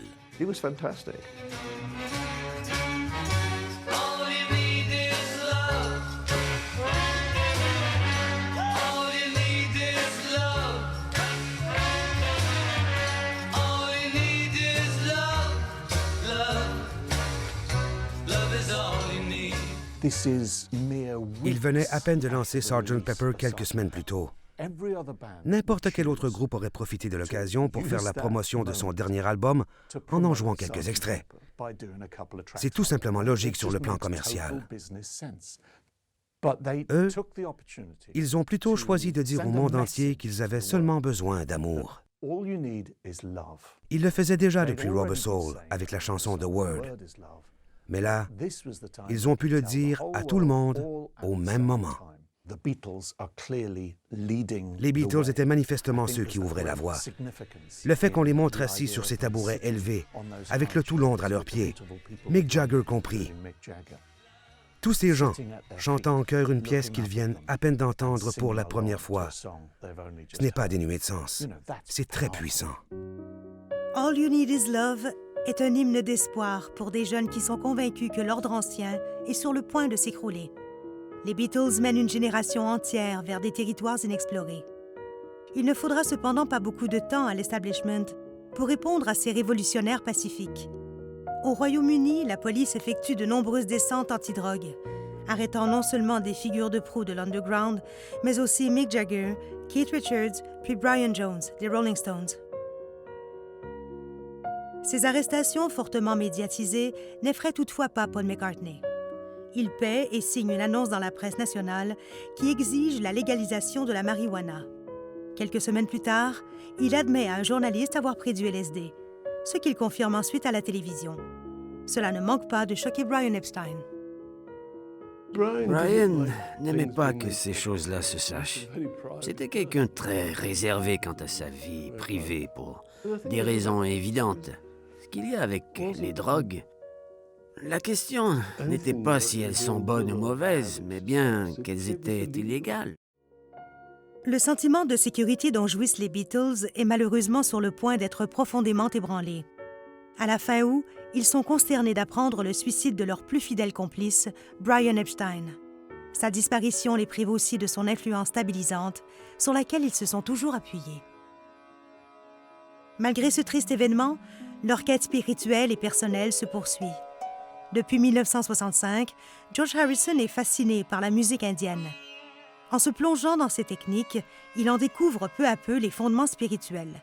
Cela l'amène à s'intéresser au gourou indien Maharishi Mahesh Yogi et à la méditation transcendantale. Vers le milieu de l'année 1967, il initie ses compagnons aux idées de Maharishi et le groupe a bientôt un nouveau conseiller spirituel. Quand ils ont commencé à se rapprocher de Maharishi, j'ai écrit à Allen Ginsberg pour lui demander ce qui se disait à son sujet en Inde. Ginsberg y avait passé quelques années. Il connaissait plusieurs des gourous et des maîtres à penser. Il m'a répondu que Maharishi était très mercantile et qu'il faisait l'objet de bien des critiques en Inde parce qu'il acceptait l'argent de ses disciples pour un enseignement qui devrait être gratuit. J'en ai fait part à John qui m'a lancé cette merveilleuse réplique. « Aucun salaud ethnique ne va se bâtir de château doré grâce à moi. »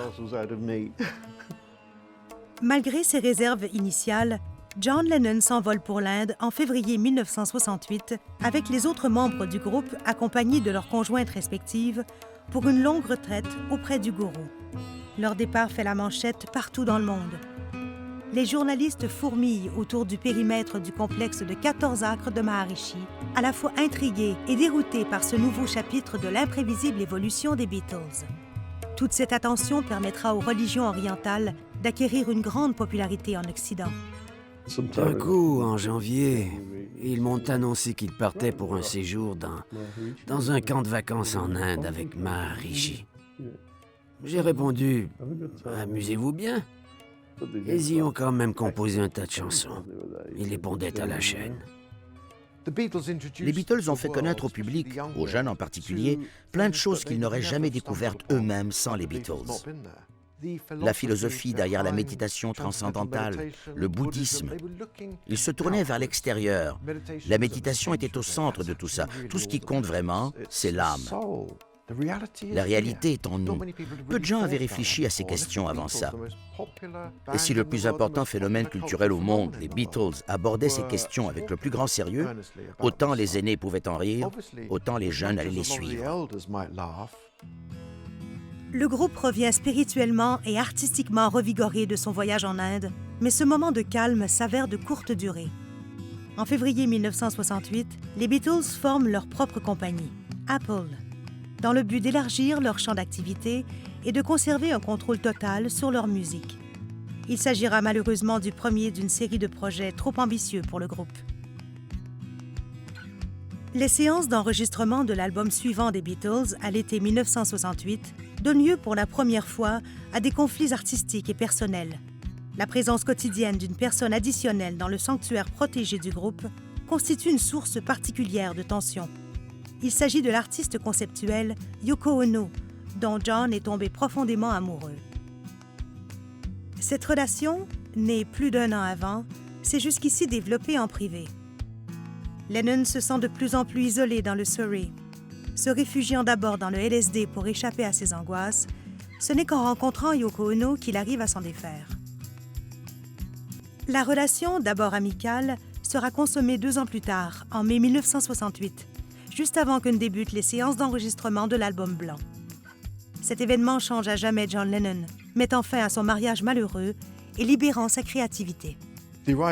L'entrée de Yoko Ono dans la vie de John Lennon l'a complètement transformé. C'était à la fois sa mère, son amante, son professeur. Elle était ce qu'il lui fallait.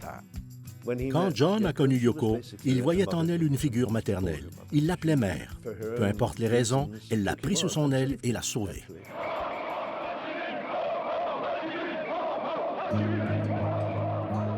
Alors que Yoko Ono s'immisce dans la vie de John Lennon et des Beatles, le monde qui les entoure commence à s'assombrir. Sur elle qui s'est tant inspirée des Beatles, on est de moins en moins convaincu que l'amour est tout ce dont on a besoin. Le noyau progressif de la contre-culture est la cible d'attaque, et l'assassinat du défenseur des droits civiques Martin Luther King, puis du candidat présidentiel Robert Kennedy, ne fait qu'accroître les tensions. Aux États-Unis, comme en Grande-Bretagne, les manifestations contre la guerre, auparavant paisibles, dégénèrent en confrontations violentes. Des émeutes étudiantes paralysent la capitale française. Les affrontements de rue et la brutalité policière deviennent chose courante. En 68, tout a explosé. Les assassinats aux États-Unis, la menace d'une guerre civile, les émeutes à la convention du Parti démocrate à Paris, à Londres, la violence dans les rues. C'était une sorte de lutte pour le pouvoir. Ceux qui le détiennent ne le partagent jamais avec la base. Il faut les y obliger. Si on regarde l'histoire, c'est généralement le cas. Les révolutions des Beatles étaient inoffensives, c'était une révolution par l'art et l'amour. Mais en 68, les briques volaient un peu partout. Au mois d'août 1968, pendant que Chicago est déchiré par cette brutalité policière sans bornes, les Beatles lancent la chanson « Revolution », qui traite des tourments de cette jeunesse menacée. Lennon refuse cependant de se faire le porte-parole des sentiments de la contre-culture, maintenant désenchanté, comme il l'a fait l'année précédente avec « All You Need Is Love ». Il rejette également l'appel aux armes de la gauche radicale. Pour la première fois, les pères des Beatles se retournent contre eux. La réticence de Lennon à se prononcer en faveur de la violence dans sa chanson reflète pourtant le conflit intérieur qui tourmente bien des jeunes. Revolution, well, you know.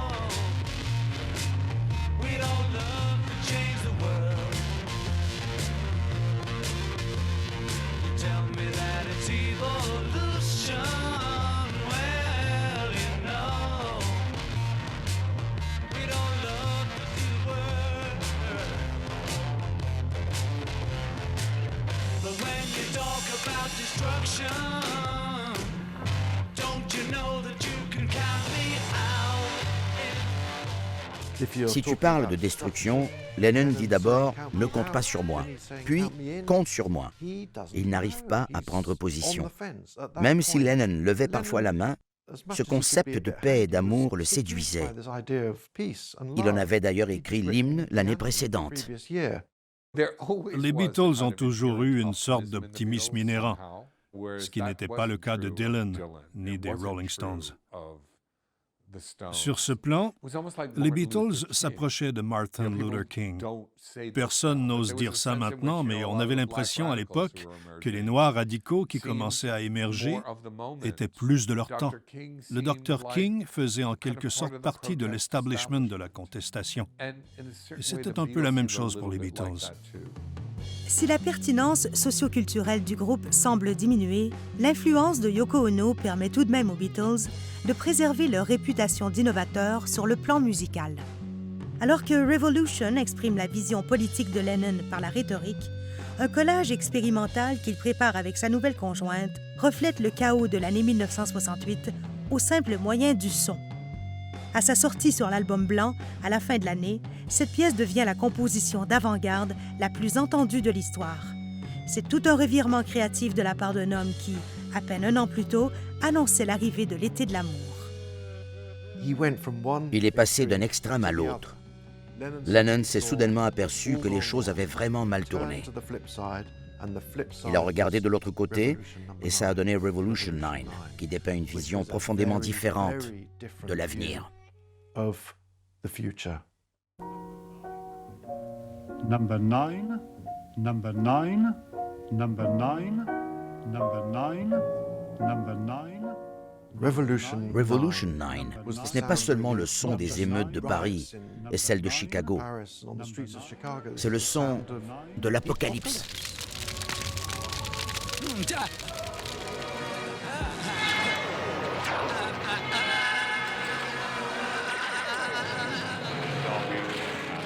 C'est sa représentation incroyablement sincère de la plus grande des craintes, celle d'une société et d'un monde dans la tourmente totale.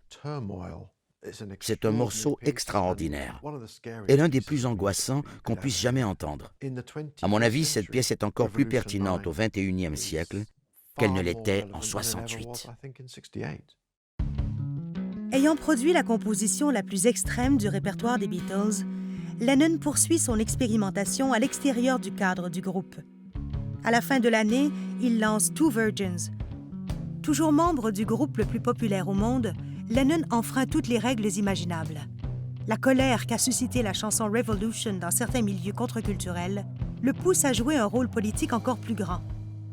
Au début de 1969, alors que Richard Nixon prête serment comme président des États-Unis, John Lennon et Yoko Ono sont probablement les militants les plus en vue de la planète. Quand Lennon a chanté « Si tu parles de destruction, ne compte pas sur moi », la gauche dure l'a gravement critiqué. La façon dont il a réagi, selon moi, n'a pas été de changer d'idée en ce qui concerne la destruction, mais de réaffirmer sa position comme quoi ce n'était pas la solution. La solution pour lui, c'était vraiment la paix. En mars 1969, John Lennon et Yoko Ono se marient. Ils profitent de leur voyage de noces pour se lancer dans une campagne fortement médiatisée en faveur de la paix. Présentés comme de l'art conceptuel, les événements qu'ils organisent reflètent l'esprit des Beatles des débuts face à la presse. Le premier d'entre eux consiste en une discussion politique franche et ouverte avec les journalistes dans la suite nuptiale des nouveaux mariés. This is for the world peace, you see, and we're thinking that instead of going out and fight and make war or something like that, we should just stay in bed. Everybody should just stay in bed and enjoy the spring, you know. Il a risqué sa carrière pour ses convictions. On doit l'applaudir pour ça, sincèrement. Ça lui a apporté bien des problèmes et il sait beaucoup faire, ce livre.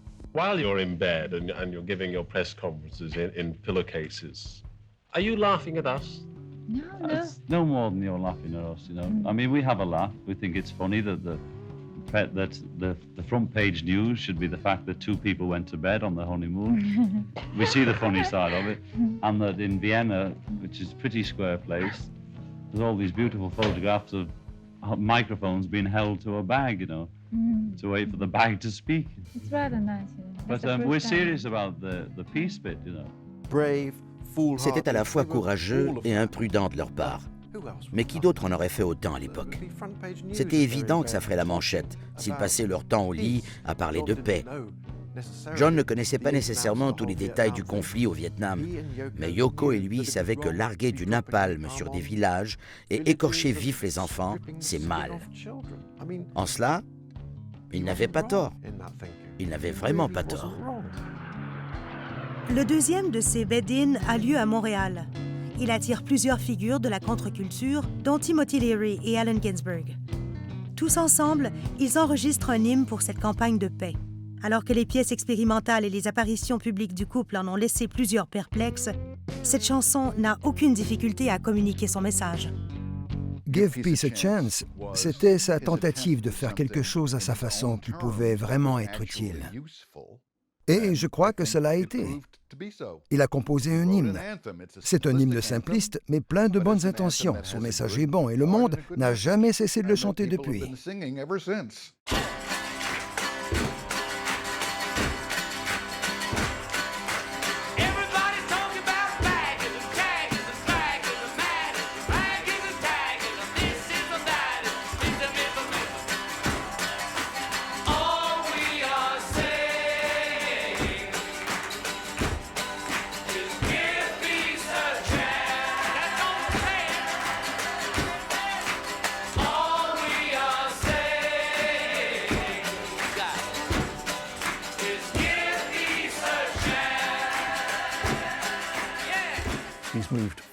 Il s'éloignait toujours davantage de l'élégante combinaison de choix musicaux esthétiques et de textes évocateurs pour produire des chansons qui n'avaient plus qu'un message à transmettre.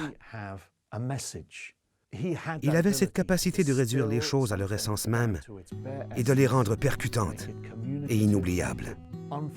Cette chanson nous touche encore aujourd'hui. Pendant que Lennon fait campagne pour la paix, les drogues dont l'usage est désormais si répandu chez les jeunes font leurs premières victimes importantes avec le décès de Brian Jones des Rolling Stones et les troubles psychiatriques de Brian Wilson des Beach Boys et de Syd Barrett de Pink Floyd. La vision utopique d'un monde meilleur s'effondre, ce qui se reflète dans le camp des Beatles eux-mêmes. Les tensions qui ont déjà fait surface en studio se manifestent maintenant dans les relations interpersonnelles des quatre musiciens. Quand Paul McCartney épouse sa nouvelle conjointe, Linda Eastman, en mars 1969, aucun des autres Beatles n'assiste à la cérémonie.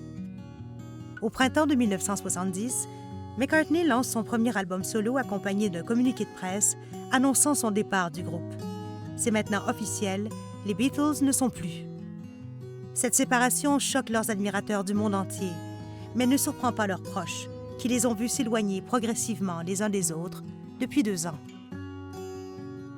Il n'y avait plus de cohésion au sein du groupe. La bulle de Liverpool, dans laquelle ils avaient tous vécu jusque-là, avait éclaté. Avant, ils se voyaient tout le temps, s'aimaient et toléraient leurs travers et leurs différences. Depuis, ils avaient tous emprunté leur propre voie avec leurs nouvelles idées, leurs nouvelles familles, etc. Ça ne fonctionnait tout simplement plus. C'était évident que l'aventure des Beatles, en tant que groupe, arrivait à sa fin. Y a-t-il un autre groupe multimillionnaire qui s'est séparé parce que il n'avait plus de plaisir? On sait bien que non, en fait, puisqu'il y a tellement d'autres groupes qui ont continué quand, de toute évidence, ce n'était plus très marrant. Les Beatles se sont séparés parce que les raisons pour lesquelles ils avaient commencé ont cessé d'importer à leurs yeux. Ils ont donc décidé qu'il valait mieux arrêter. Je ne peux rien imaginer qui témoigne plus éloquemment de leur intégrité, de leurs valeurs et de la pureté de leurs intentions. Après la séparation des Beatles, la culture de la jeunesse se fragmente à son tour. Le rock devient plus lourd et plus complaisant, alors que la musique pop renaît dans le strass et l'artifice. En dépit des activités politiques de Lennon et de ses nombreux succès au palmarès, du triomphe populaire de McCartney avec son groupe Wings et de l'émergence de George Harrison en tant qu'auteur, compositeur, interprète, ils n'atteindront jamais séparément les mêmes sommets qu'au jour de gloire des Beatles. Même si leur vision de l'utopie ne s'est pas concrétisée, les Beatles ont malgré tout changé le monde grâce à leurs innovations et aux valeurs qu'ils représentent. Aucun autre groupe n'a jusqu'ici exercé une influence aussi profonde. Les Beatles restent la référence quant à la façon dont les artistes peuvent interagir avec le reste du monde. Les changements culturels et musicaux auxquels les Beatles ont indubitablement le plus contribué ont-ils eu des effets permanents sur la conception que le milieu du rock and roll a de lui-même?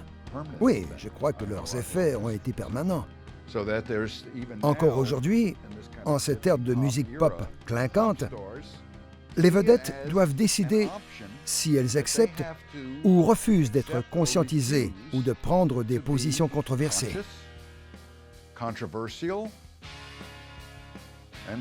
Certains choisissent de l'être, d'autres sont dans le déni total, alors que d'autres encore restent complètement neutres. Mais l'option est là, et ils sont tous obligés d'en tenir compte. L'importance des réalisations du groupe continue de se faire sentir un demi-siècle plus tard. L'héritage des Beatles et de l'incroyable décennie à laquelle ils sont associés reste inégalé.